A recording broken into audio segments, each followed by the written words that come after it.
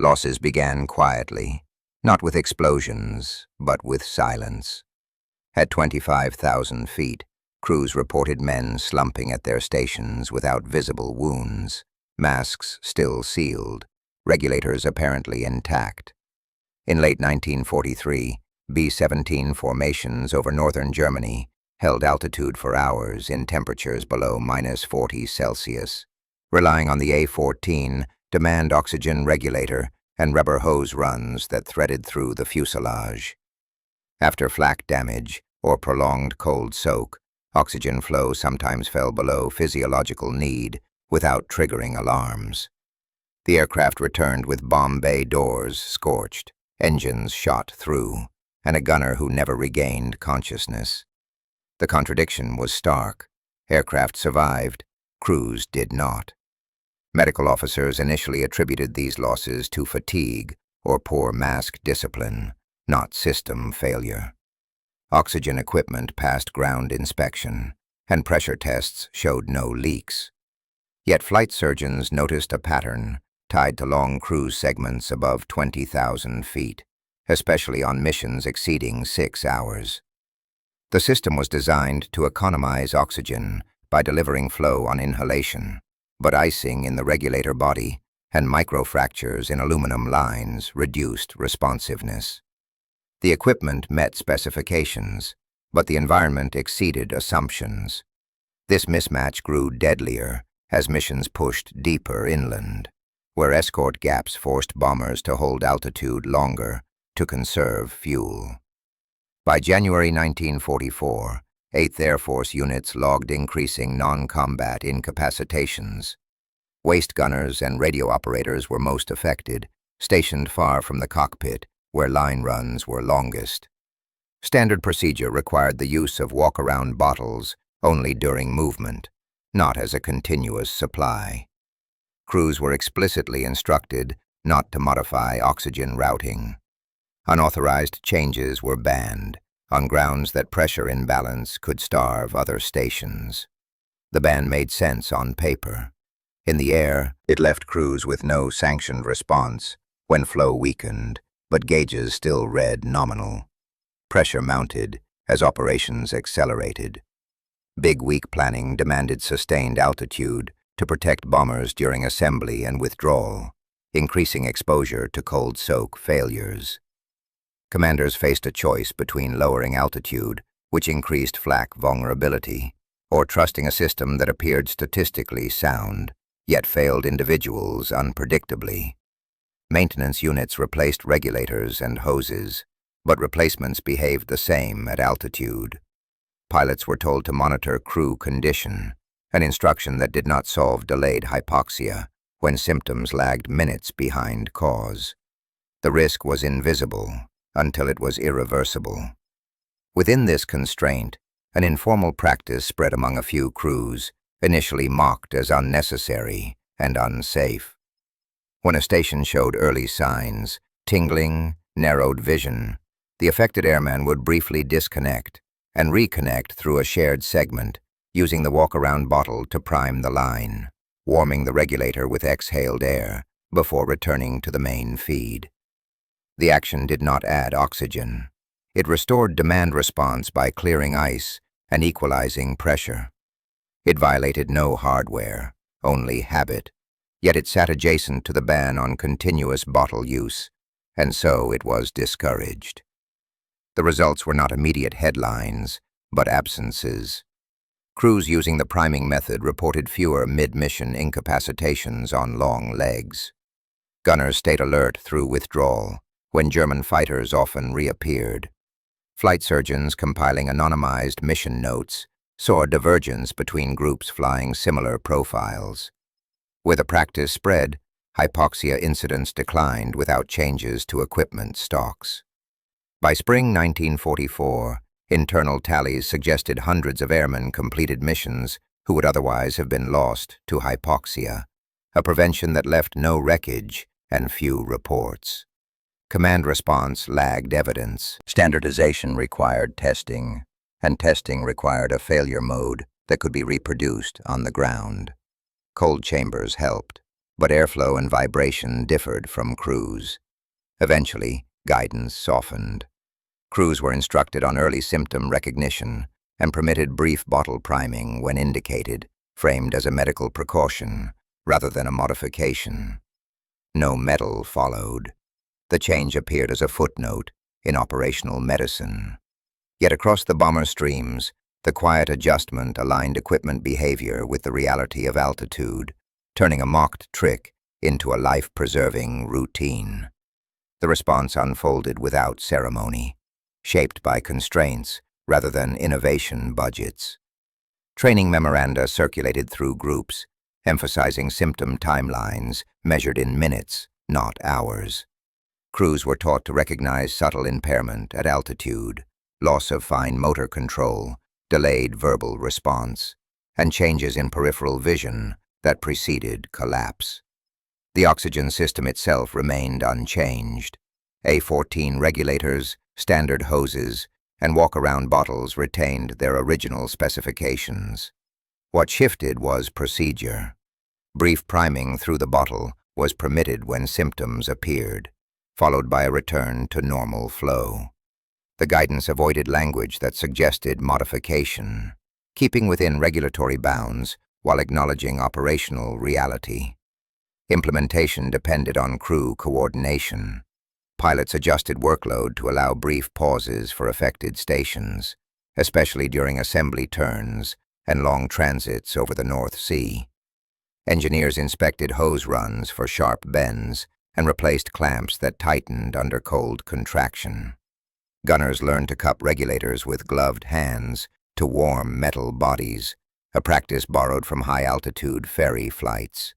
None of this altered aircraft weight or balance. It altered timing.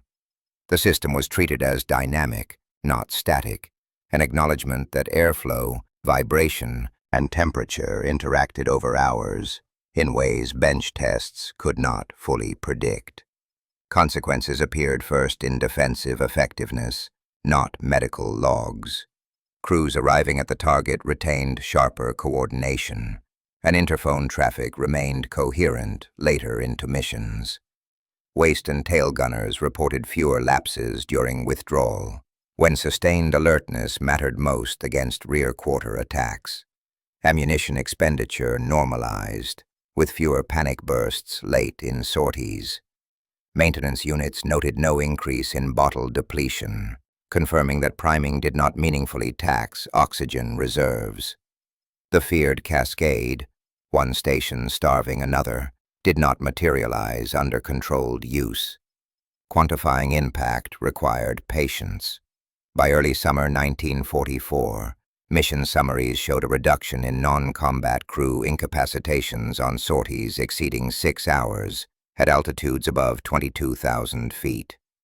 The decline was uneven, reflecting variable adoption and mission profiles, but it was persistent. Outcome statistics compiled by medical sections suggested a reduction on the order of a third compared to winter baselines for similar routes and weather. Importantly, this improvement occurred without new equipment deliveries, indicating procedural effect rather than supply change. There were secondary effects. Confidence in long-range planning improved as commanders trusted crews to maintain function through extended cruise. This allowed tighter timing for rendezvous with escorts and reduced the need for altitude compromises that increased flak exposure. The response did not eliminate hypoxia. Regulators still iced, hoses still stiffened, and human variability remained. But the delay between onset and correction narrowed, converting sudden incapacitation into manageable interruption. Resistance persisted among some technical officers who worried about normalization of unsanctioned practices. Their concern focused on drift. Today, a brief prime, tomorrow, a reroute. To address this, the guidance was bounded tightly. Continuous bottle use remained prohibited, and priming was restricted to symptom-driven moments. Crews were instructed to log incidents, creating a paper trail that reframed the practice as monitored care rather than improvisation. This compromise preserved discipline while absorbing field knowledge. By late 1944, the practice was no longer remarkable. New crews learned it alongside mask checks and regulator taps during climb. It did not carry a name, and it did not appear in press releases. Its consequence was measured in continuity: fewer empty stations, steadier voices on interphone, and bombers that returned with all positions manned. In a campaign defined by material throughput, this procedural adjustment delivered survivability without factories or redesigns.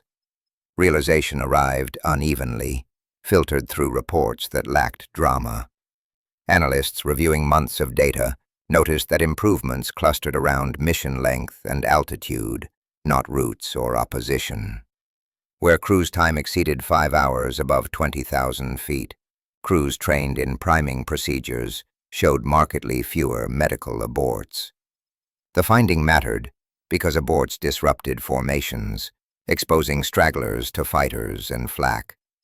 Preventing the medical cause prevented tactical consequences downstream. The realization reframed oxygen from a background utility into a mission-critical variable that could be actively managed in flight. This understanding fed back into planning. Meteorological officers adjusted climb profiles to reduce early cold soak, even if it cost a few minutes in assembly. Fuel planners accepted minor penalties to avoid prolonged holds at maximum altitude before crossing the coast. These were small choices, but they aligned with the insight that oxygen performance degraded over time, not instantly. The aircraft remained the same, B-17s, with the same regulators. The difference lay in sequencing exposure. The realization did not demand new hardware, only attention to duration. Institutional impact followed cautiously. Training syllabi at replacement training units incorporated case studies on delayed hypoxia, emphasizing that normal gauges did not guarantee adequate delivery.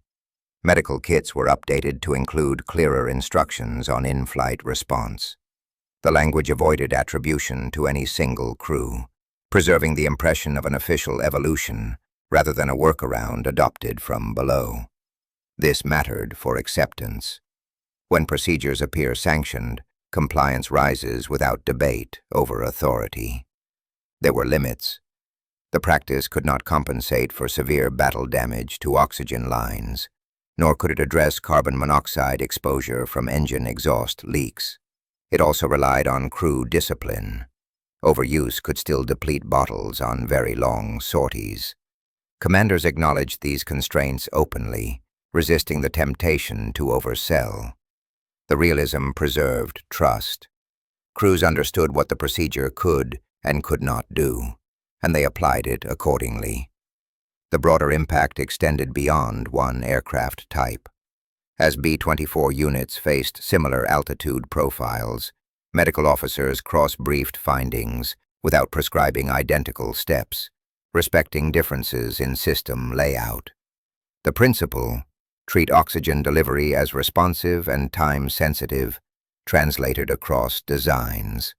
In this way, a mocked habit matured into doctrine without ever being named as such. The war's tempo left little room for formal credit. Survival was the metric that mattered. By the end of the air campaign, the cumulative effect was visible in the absence of entries. Fewer mission reports ended with unexplained incapacitation. Fewer crews lost men without enemy contact. The impact was not a spike in victories, but a flattening of an avoidable loss curve. In an environment where change often required factories and months, this adjustment worked within days, guided by observation rather than hindsight. The impact became clearer only when viewed across the campaign's full span. From mid-1944 into early 1945, bomber operations increasingly demanded endurance rather than novelty. Long penetrations, sustained altitudes, and repeated exposure to the same physical limits. In that environment, procedures that preserved human performance compounded quietly. Crews rotated less frequently due to medical non-returns, stabilizing experience within squadrons. This stability improved coordination, maintenance feedback, and tactical consistency, effects that extended beyond the oxygen issue itself. Statistical reviews conducted after the fact did not single out a named solution. They recorded fewer hypoxia-related incidents per 1,000 flight hours and attributed the decline to improved training and awareness. That phrasing captured the truth without tracing its origin. The absence of attribution was not accidental. It reflected an institution wary of elevating informal practice into a precedent. Yet the numbers stood. Outcome statistics indicated that several hundred airmen avoided incapacitation on missions where earlier cohorts had not, a margin that mattered in a force measured by attrition. The delayed realization influenced post-war design philosophy. Engineers revisiting wartime oxygen systems noted that demand regulators needed better anti-icing characteristics and clearer failure cues. Subsequent systems incorporated heated components and more direct flow indicators, reducing reliance on crew judgment. These changes acknowledged implicitly that wartime procedures had compensated for design gaps. The lesson carried forward: systems intended for extreme environments must communicate their limits to operators in real time. For those who flew, the memory of the change was practical, not symbolic. It was a step taken when fingers numbed and vision narrowed, performed without comment, and rarely logged unless it failed. It saved lives by preserving function at the moment it was needed most. In the logic of air warfare, where marginal advantages accumulated into survivability, this was impact enough. The final effect was not dramatic, but durable. As losses shifted increasingly toward mechanical failure and enemy action rather than physiological collapse, planners gained confidence in extending missions without revising altitude doctrine. This confidence mattered during periods of poor weather, when formations lingered above cloud layers to maintain cohesion. Crews trained in active oxygen management sustained attention through these delays, reducing the incidence of late mission errors. The system's limits were understood, and that understanding became part of routine airmanship rather than emergency response. Aircrew manuals issued near the war's end reflected this maturity. They emphasized symptom recognition, timed checks, and corrective steps that assumed variability rather than perfection. The language avoided claims of invulnerability and focused on maintaining function. In doing so, it acknowledged a wartime truth. Equipment performance was probabilistic under stress. The manuals did not credit an originator or a crew. They codified behavior that had already proven itself across thousands of hours aloft. The impact extended into how commanders evaluated risk. Medical officers briefed operations staff alongside meteorologists, integrating physiological exposure into mission planning. This integration altered decisions about route length, holding patterns, and diversion fields. It did not eliminate danger, but it reduced uncertainty.